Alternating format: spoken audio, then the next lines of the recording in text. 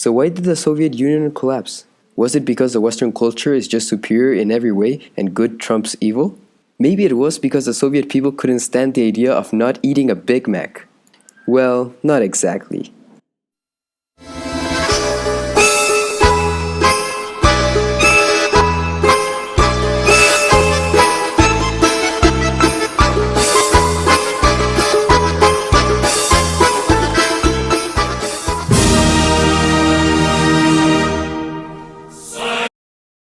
Okay, there might have been other causes apart of the lack of McDonald's that led to the collapse.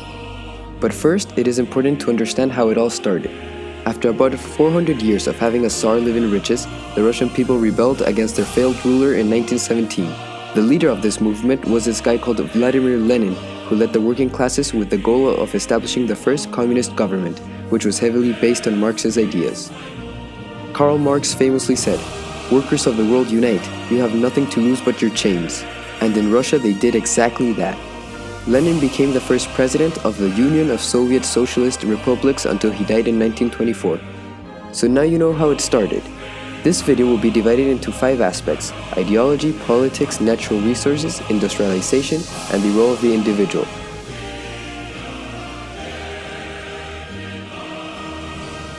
The political and economic ideology of the USSR was based on the philosophical and economic ideas of Karl Marx, as expressed in his book Das Kapital.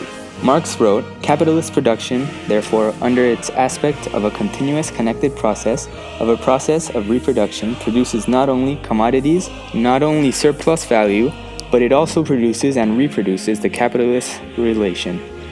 On the one side, the capitalist, on the other, the wage laborer." We will not qualify communism as good or bad, as it is an overly simplistic view.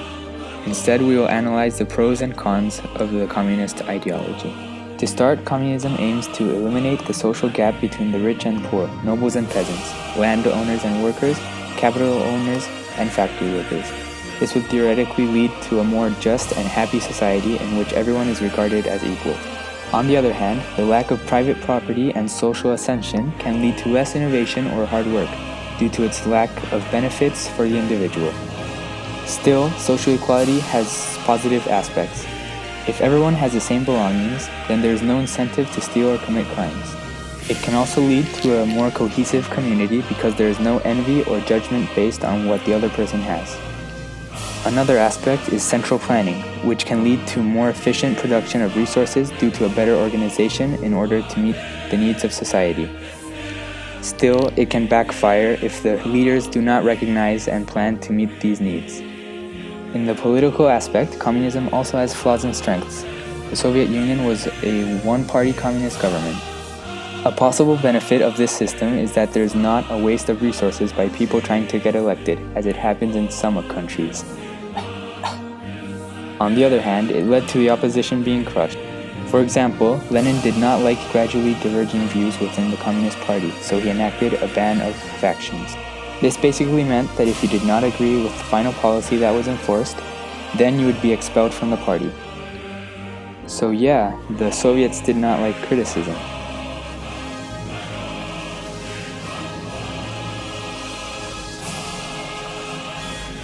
In theory, communism would eventually spread to other countries, in which the proletariat would rise up against the bourgeoisie. The Soviet Union would naturally serve as a facilitator for these revolutions, since they were the first communist country. This didn't mean that they would directly take military action against capitalist countries, but instead coexist peacefully and spread only ideas. However, this changed in Stalin's regime. The term Stalinization was used to describe the force of Joseph Stalin's policies of aggressive expansion and extreme competition. He tried to keep up with the arms race through rapid industrialization of the economy, but more on that later. Cue Stalin montage. After World War II, the Soviet Union had gained a lot of influence in the countries they liberated from Nazi control. This pretty much encompasses all of Eastern Europe, splitting Germany in half, east and west, which led to the famous Berlin Wall. Oftentimes, through force, the government of all the liberated countries became hardline communists. By 1948, the map looked like this. Towards the end, many countries once allied with the USSR were now changing their stance. China was improving their relations with the US, and the communist government in Eastern European countries were starting to fall apart. It can be said that the breakup between the USSR and its satellite states was inevitable, because a violent government not supported by the people cannot stand the test of time. This can perhaps be best proven by seeing the fact that once democratic elections were held in these countries, the Communist Party lost by a landslide. The Soviet Union had basically no problem in acquiring the necessary resources for its development. Therefore, we will talk about the misuse of these resources, and not the lack of them. Due to the huge landmass, there were plentiful reserves of oil, iron, and natural gas, all of which were crucial for industrial activities. Additionally, there were enough farms in order to meet the caloric needs of their people. But these necessities were not always met. Earle talks about this in his book The Cold War: Collapse of Communism. The economy produced huge quantities of tank aircraft and rockets, but failed to meet the basic needs of their people. This is best shown by looking at one of Stalin's policies. He had 5-year plans in which he aimed to increase industrial production of the USSR. In order to achieve his goals, he needed large sums of money. What he did to acquire this cash was export the massive amounts of wheat grown in Ukraine. So much of the food was exported that the people of Ukraine no longer had any left to feed themselves. Artificial starvation ensued in the country, which called for aid and a decrease in the quotas. The answer to this plea was a purge to the Ukraine's Communist Party and no change in the policies whatsoever. In 1933, it was estimated that 25,000 people were dying per day due to starvation. Foreign aid was sent by Western countries, but shipments were denied passage at the border because it would be admitting there was a famine, which the Communist Party denied. By 1934, it is estimated that 25% of the population of Ukraine died of famine.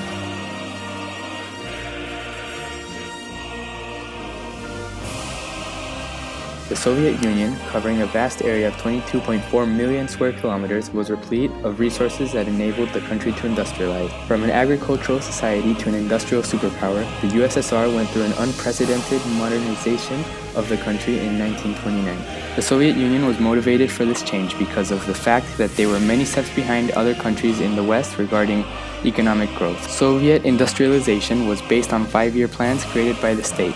The plans were designed to industrialize the nation in as little time as possible. This would be achieved by making the USSR self-sufficient and emphasize heavy industry over consumer goods. The book, The Cold War: Collapse of Communism, states that a successful economy relies on the knowledge of what an item costs and controlling prices to be profitable. Communism lacked being able to regulate price. Stalin's policies were the cause of rapid industrialization in the USSR. Policies like collectivization, which was forced consolidation, or uniting, of peasant homes to form farms called, probably going to butcher this, kolkhozes. Stalin's aim with this was to overcome the food crisis being faced as the Union was formed. The main downfall to this was the elimination of trade. Trade is the basis of the majority of successful economies, which left the USSR at a huge disadvantage and would affect them greatly in the future. Seeing as every industry was state-controlled, jobs were all valued the same. Because of this, wages and prices were set arbitrarily, which meant forced labor, and that meant no incentive for work. In capitalist countries, the incentive for work is to get a promotion in which you earn more money to then spend on consumer goods. An example of industrialization would be during World War II, where weapons manufacturing spiked drastically. The amount of tanks the Red Army possessed was 23,000 tanks at the beginning of World War II, which was 6 times more than Nazi Germany. This ratio was consistent with every piece of artillery that the USSR had compared to its enemy. According to Earle, after World War II, Soviet nuclear activities took up to 30% of their gross national product. None of this information was known to the public. This was largely due to the manipulation of expense figures to make the economy look successful. The true state of the economy was hidden not only from the people, but from the manipulators themselves. This was because of corruption, lack of financial accountability, and economic institutions creating lies based on other lies. I guess Lenin was right when he said that a lie told often enough becomes the truth.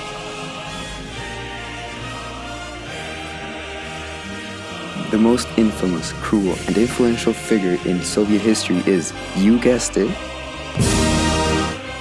his ruthless character was explicitly mentioned in the name Stalin, which means man of steel. Unfortunately, there was a shortage of kryptonite. He was only in power for 29 years, he dramatically affected the future of the Soviet Union.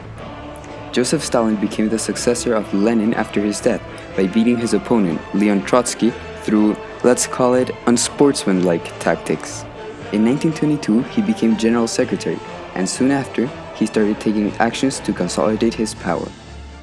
In the late 1920s, Stalin significantly increased the power of the Soviet secret police and intelligence. This later translated to massive purges, in which people denounced as anti-Soviets were sent to labor camps or executed. It is estimated that 800,000 people were executed during Stalin's regime. The number of deaths far surpasses this when accounting for the number who died in forced deportations, labor camps, and artificial famines. If one were to account for all of this, the death toll would be at least 10 million, although most likely around 20 million. To be fair, Stalin might have actually done a few things that helped people. For example, in Stalin's regime, education was free, and women had equal education and rights when it came to employment. This was enabled by impressive economic growth and industrialization in a short period of time, which was the idea of Stalin's 5-year plans. Aside from policy and purges, Stalin's greatest effect on the Soviet Union and communism in general might have been more subtle. He went consolidating his power through time, until the point in which he was a dictator with pretty much unlimited power, basically a communist monarch. This dramatically changed the view of communist rule.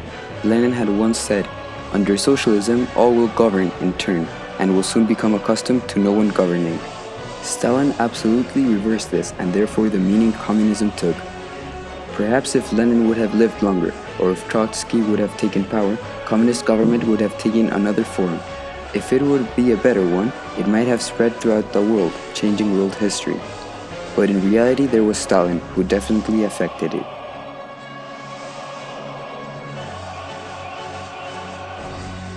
After 63 years of the communist system slowly crumbling beneath itself, a man of the name Mikhail Gorbachev served as the 8th and final leader of the Soviet Union.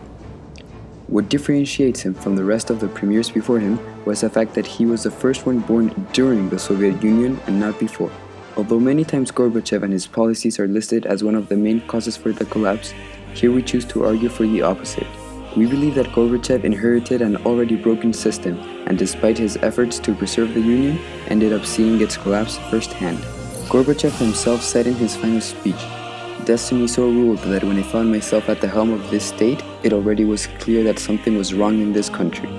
To try and save the nation he grew up in, Gorbachev implemented two famous policies, perestroika or restructuring and glasnost, which means openness. Gorbachev believed these reformations would lead to a more prosperous and democratic country, but it opened up the party to unprecedented criticism from its people.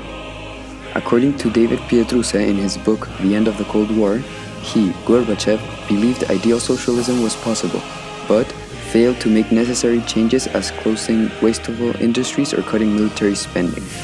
The Soviet Union was one of the greatest countries in history, considering its vast population, sphere of influence, and military and economic power.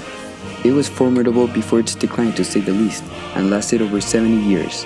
Its complexity makes it that the reasons for its collapse are various and can be divided into different categories, and despite the variety of causes presented in this video, it is not nearly enough to cover them all. There are other perspectives and answers to this question that would include or remove information presented here, which is absolutely valid. But really what the collapse of the Soviet Union shows us is that events are not caused by a single person or action, but instead through a complex and interwoven array of causes.